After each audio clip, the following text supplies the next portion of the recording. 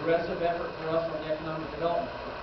And part of that piece is it's no secret, if you look at unemployment statewide, the further you get away from our metropolitan areas, the higher the unemployment number goes.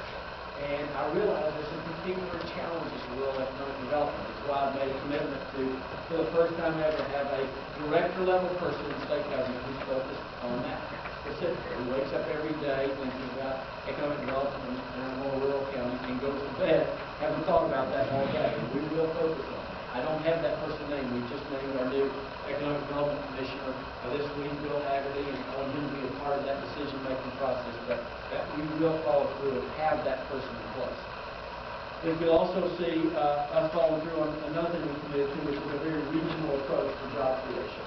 Creating jobs in West Tennessee is not the same as it is in East Tennessee or Middle. And by the way, doing it and creating jobs in Jackson is very different than it might look in Obion, and definitely different than it looks in Shelby. So we're going to have a very specific strategy for each.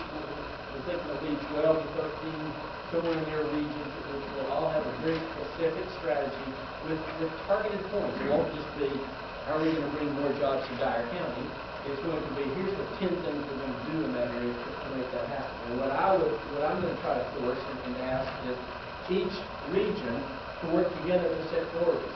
One of the things that makes it easier for us in the state government is that there's very clear objectives and priorities set out for each region, and that's one of the things that I'll ask each one of those regions to do.